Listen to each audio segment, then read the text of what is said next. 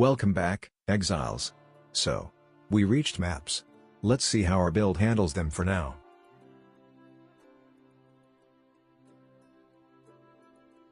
Well, as expected, the damage for now isn't that great, but at least we are able to clear. Let's give it some more time.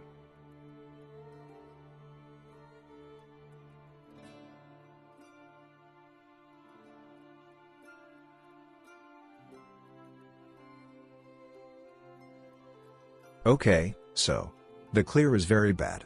We are stuck on every single rare monster we meet, especially when they have modifiers that give them extra life regen or resistances. We definitely need to get some upgrades to keep us going. Thankfully, we transfigured Lacerative Hemorrhage during one of our labs, so we might be able to figure something out. Before that, since we reached maps, let's explain some made-up rules to simulate league start. In short, I run Google document that allows me to manually check my Atlas progression. King's March has a lot of restrictions. Basically I get to use additional ships each time I reach new map color, but only on 4 slots.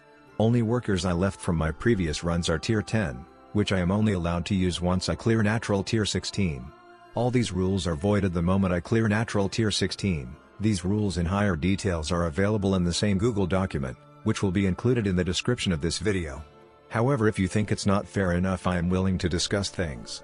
Okay, so for now I am very stubborn not to spend money and try to fend for myself, so I added Blood Rage for Frenzy Charge Generation, in hopes that will make my mapping somewhat easier.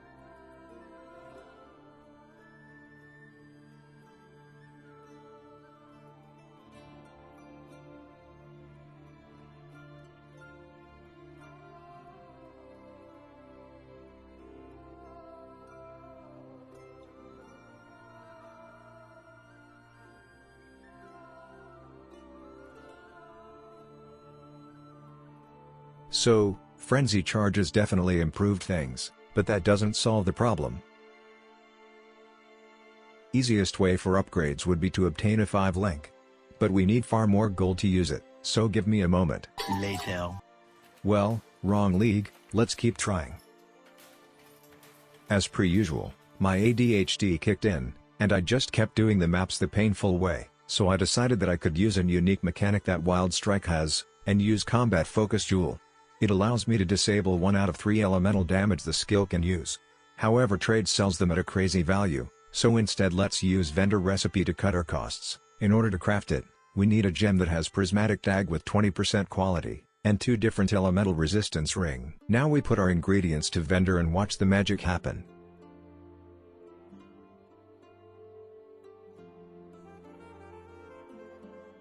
Well, I made the wrong one. I got deceived by their colors. Apparently that's not how they work. Anyway, we can sell this one for profit as there are Bama builds that like these jewels too. Let me quickly make a new one that fits my needs. Not great, but not bad either. For now should do just fine. Also, to anyone who's wondering, we are playing blind, as in my opinion that's the fastest way to obtain bubblegum currency with our rules. Anyway, let's see how much a single jewel will do for us.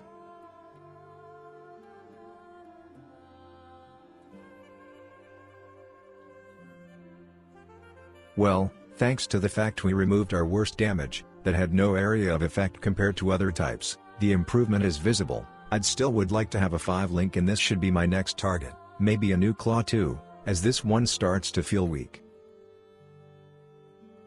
Okay, thank you shipment. Maybe that's not the best base we could get, but that's a 5 link. Now we have option to boost our damage further. I've been super unlucky with trying to get more than 2 green sockets, so for now we will use inspiration support.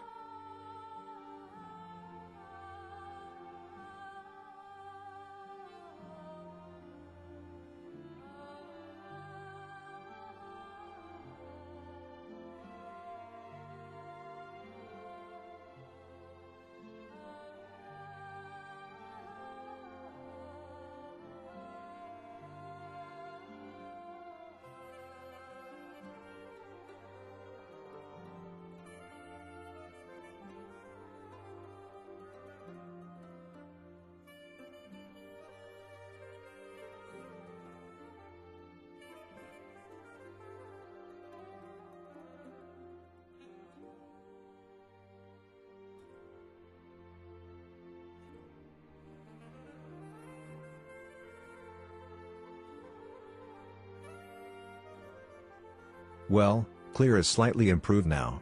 However, I believe we are still weak, so let's cut my ADHD moment during stream and get straight to the upgrades. So, time for a new claw.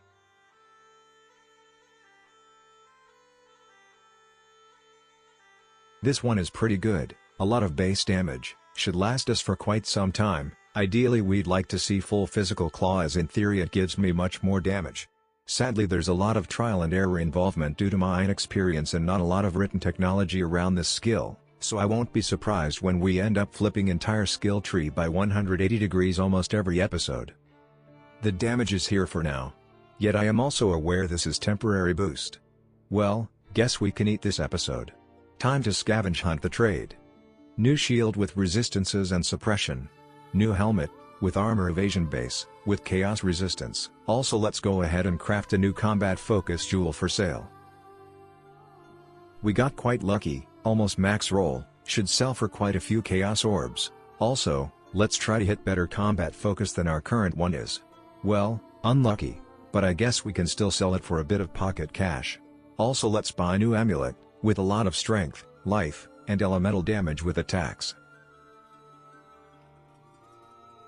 A new chest piece, that is armor evasion base. Sadly I scammed myself as I didn't realize that was crafted suppress, my bad I guess, but we can work with this. Also, we are changing our claw to a physical Gemini claw, so in theory we can sustain our mana without the need for mana flask. Now we hit the real trial and error state of the build. So to cut you the pain, there's the finalized version for now. Wild Strike, added cold damage support, Ice Bite support, returning projectiles support, cold penetration support. And we also added combat focus that removes our lightning damage. So now we only choose exclusively cold damage. Also I've took Whispers of Doom from the tree for now to be able to cast 2 curses, so we can keep using Assassin's Mark while also being able to cast Frostbite Curse with the help of Battle Mage Cry.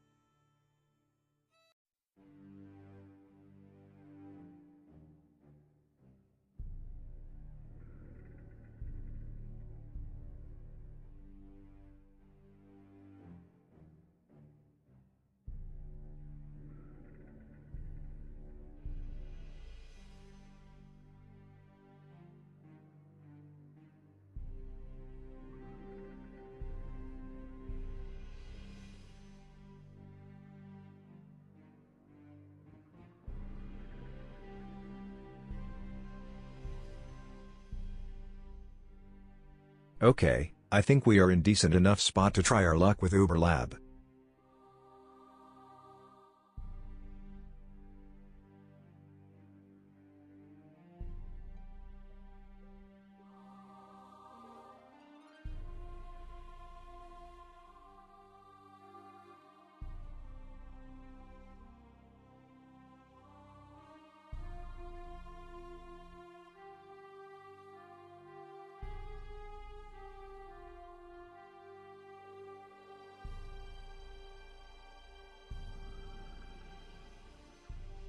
Well, clear-wise this build is still scuffed, but somewhat feels comfortable. Rare monsters sometimes make a problem, same with some map bosses, but we will get there. In the next video we will refine our tree, and try to enter tier 14 maps and above to start farming voidstones. Until next time, exiles.